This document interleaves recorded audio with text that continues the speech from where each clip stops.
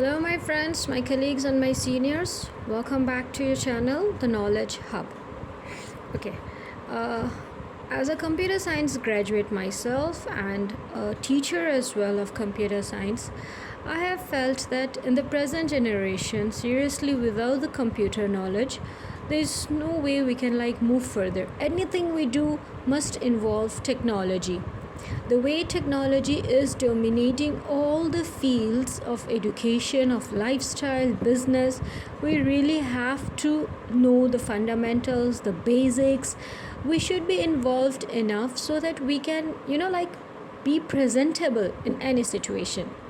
So, why I'm talking about this is while I was writing a book review of this computer science with Python for class 11. While I was writing a review on this book, I used this book last year. I taught the grade 11 students, and even then I was very impressed with the content that has been presented in this book by Preeti Arora.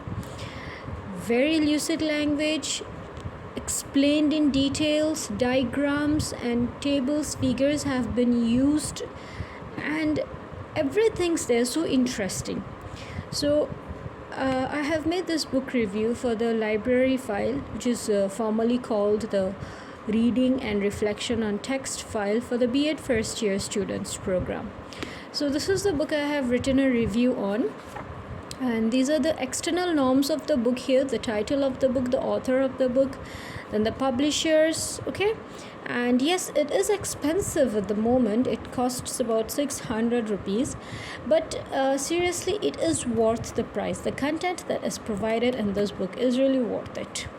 So let's begin now. We have this preface. This is about the book, a brief introduction about the book here.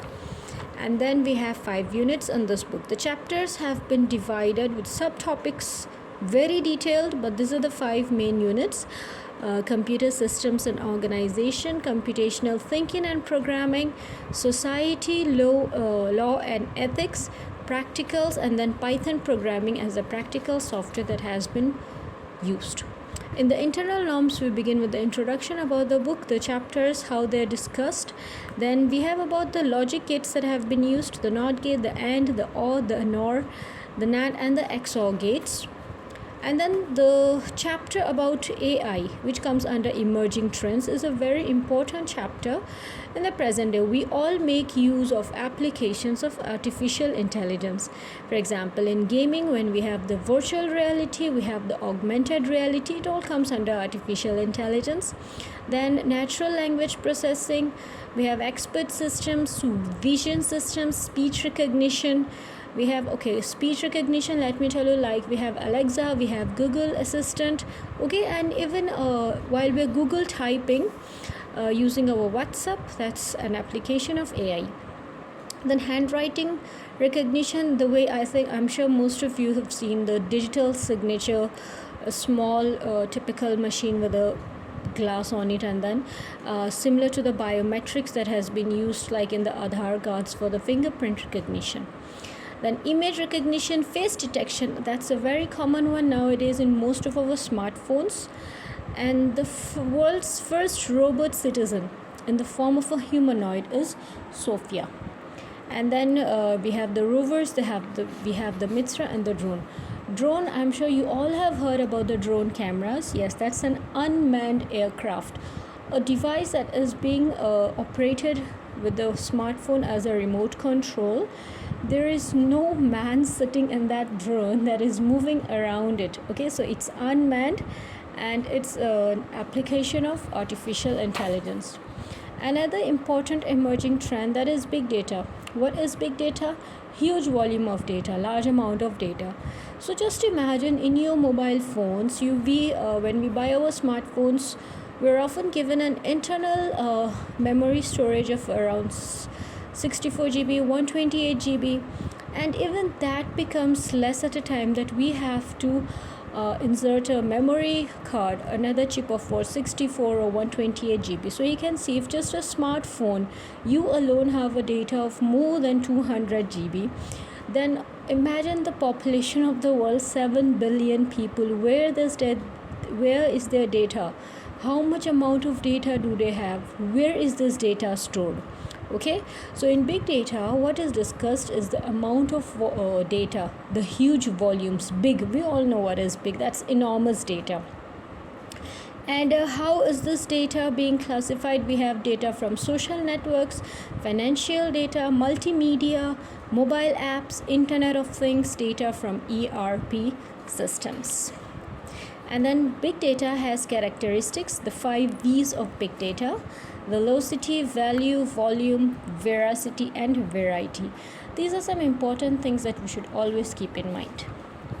And then this book also talks about algorithms. Okay, we all know problem solving has 5 steps, and among them, one of them is developing an algorithm and then implementing that algorithm.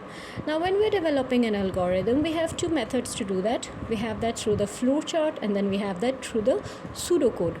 So this is how a flowchart is. Flowchart, it has it in the name. That's a pictorial or diagrammatic representation of data. So in this we have symbols and arrows that are used to show the direction. So we have the start, the input, the processing, the output, and the end symbols that are used here. And then we're talking about sequence here. Okay, when we're talking about Python, we all know it's an object-oriented language. It's free, okay? It's freely available on the internet. You can download it and use it. Now, there are lots of objects that are found in Python. Basically, everything in Python is an object. Be it the strings, be it the lists, be it the libraries, be it the modules, the functions, everything overall is an object. But what we have here is a sequence, and sequence is an object that contains multiple items of data. So sequence is also an object. Now the sequences that are used in Python are lists, tuples, strings, sets, and dictionaries. And then another important topic that has been discussed in this book is cyber safety. Okay, we are all aware of the increasing cyber crimes nowadays, stealing data, phishing, masking, the hacking techniques, and all that all comes under cyber crime. Now, to avoid cyber crime, we have cyber safety. This has been discussed in detail in this book, which is really, really good. Finally, to conclude this book review, we're given a positive conclusion that the book has presented data in an eye-opening work, because everything has been explained. There is no aspect here of programming that has been skipped, no aspect of emerging trends and developments that has been left out. If we talk about Python here, from the beginning, it has been how it was invented, the parts of Python, the translator that is used, that is the interpreter, and for Python the interpreter is called shell. So simple programming has been shown, short programs have been used, conditional statements have been used. So overall, the content of this book, I believe personally that not only for grade 11, 12, not only for secondary schools, but higher level of educations can also make use of this book. It really has good data, good content. So this was the review on the special book which I really recommend that every computer science student should have, Computer Science with Python by Preeti Arora for class 11. Thank you.